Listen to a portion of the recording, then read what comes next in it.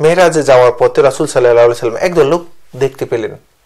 বিশাল একটা মাঠের মধ্যে অসংখ্য গম্বুজ দেখা যাচ্ছে। ওখানে ওই গম্বুজের মধ্যে শুধু আগুন আর আগুন। ওই একদল লোক, নারী পুরুষ সবাই মিলে তারা কি করতেছে, সর্বপ্রথম একটা গম্বুজের মধ্যে প্রবেশ করে ফেললো, যে গম্বুজের মধ্যে আগুন আর আগুন। ও গম্বুজের মধ্যে প্রবেশ করে অনেকক্ষণ থেকে তাদের পুরো গা আগুনে পরিণত, তারা জ্বলছে যাচ্ছে। এরপর ওখান থেকে আবার বের হচ্ছে, আবার আরেকটা গম্বুজের মধ্যে, আবার তারা আগুনের মধ্যে জ্বলছে যাচ্ছে, আবার বের হচ্ছে, আবার আরেকটা গম্বুজের মধ্যে। এভাবে শুধু একটা গম্বুজ থেকে একটা গম্বুজ, একটা গম্বুজ থেকে একটা গম্বুজ। ওই মানুষগুলো যাচ্ছে হাম্মকের মতো, তাদেরকে তারা নিজ ইচ্ছে করে ওখানে যাচ্ছে, আবার জ্বলে পুড়ে আবার আসতেছে, আবার যাচ্ছে। এভাবে করে নিজেদেরকে নিজেরাই কষ্ট দিচ্ছে। তাদের যেরকম সারাটা শরীর জ্বলে যাচ্ছে, এরপরে তারা আবার গম্বুজের মধ্যে যাচ্ছে। ওই আগুন তাদের যেন তাদের পুরো শরীর, তাদের কলিজা পর্যন্ত পুড়ে যাচ্ছে, এরপরও তারা যাচ্ছে। এরকম কঠিন অবস্থা দেখে রাসূল সাল্লাল্লাহু আলাইহি ওয়াসাল্লাম জিবরাইলকে জিজ্ঞেস করলেন, ভাই জিবরাইল, এরা কারা?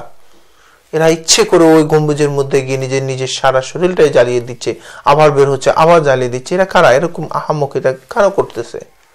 তো রাসূল সাল্লাল্লাহু আলাইহি ওয়াসাল্লামের প্রশ্নের জবাবে জিবরাইল বলতেছেন, ইয়া রাসূলুল্লাহ, এরা হচ্ছে আপনার সম্প্রদায়ের ওই মানুষ যারা দুনিয়াতে হারাম খাইতো, যা মন চায়, যা থাকতো সামনে সব খেয়ে নিত, সমস্ত কিছু ওর, হারাম হালাল কিচ্ছু লাগবে না। হাত উপর দিয়ে, নিচ দিয়ে, ডান দিয়ে, বাম দিয়ে, পিছন দিয়ে যা পারতো সব নিজের পকেটের মধ্যে এনে ঢুকাইতো। কোন ধরনের হালাম হারাম তাদের কোন ধরনের সেন্স তাদের থাকতো না। সব আমি শুধু খাই, আমার লাগবেই, আমার দুনিয়াতে বড় হইতে হবে।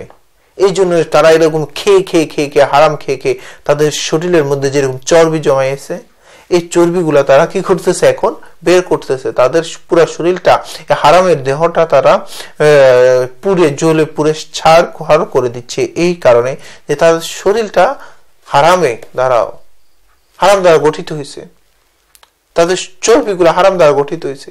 তাদের এরকম শরীরটা দেখতেছেন, এটা সমস্ত শরীরটাই হারাম। আর এই হারাম তারা জ্বলে পুড়ে শেষ করে দিচ্ছে, যেন দুনিয়াতে থাকতে যে এরকম হারাম হালাল তাদের ডিফার করে, তারা ভাগ করে নাই, এরকম এখন তাদের তো আর কোনো ধরনের জায়গা নাই। এই হারাম শরীর কখনোই জান্নাতে যাবে না। তাদের এরকম জান্নাতে যেহেতু যাইতে পারবে না, তাদের স্থান একমাত্র জাহান্নাম। এই জন্য তারা শুধু জাহান্নামের আগুন গুলা তারা ভোগ করতেছে। এরকম গম্বুজের মধ্যে ঢুকে তাদের হারাম শরীরটাতে তারা জ্বালিয়ে পুড়ে শেষ করে দিচ্ছে। আসুন না, কিসের জন্য? অল্প কিছু সময়ের জন্য আমরা কি করি, এই হারাম গুলা ভক্ষণ করতেছি। কয়টা সময়, কয়টা টাকা আপনি কামাবেন, কয়টা টাকা আপনি খাবেন?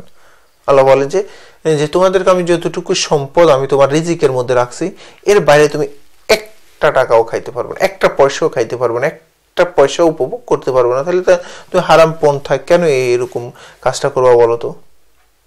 এই হারাম পন্থায় তুমি এই কাজটা করে কাদের জন্য তুমি রেখে যাচ্ছ অগাধ পয়সা? তো ওই হারাম সম্পদটা তোমার সন্তানও তো ভক্ষণ করে, তারা সুখ পাবে না। তুমি কি জন্য এই কাজটা করতেছো? আল্লাহ পাক আমাদেরকে বারবার সচেতন করতেছেন, কিন্তু আমরা বুঝতেছি না। বুঝবো কখন? ওই কবরে গিয়ে। কবরে এরকম আযাব যখন আমরা ভোগ করতে পারবো, তখন আমাদের কাছে মজা লাগবে। এর আগে আমরা বুঝতেছি না। আমাদের যে যাই বলুক, আমাদের এখান দিয়ে ঢুকতেছে, ওখান দিয়ে বের হতে। কেউ যদি একটু বেশি বলতে চায়, আপনি বলেন যেহেতু আপনি একটু বেশি বুঝেন, কিন্তু ওই শরীরটাকে দিচ্ছেন, যে হারাম শরীরটা বানাচ্ছেন জাহান্নামের জন্য। কি জন্য দরকার আপনার এই জাহান্নামের লাকড়ি আপনি হওয়ার জন্য?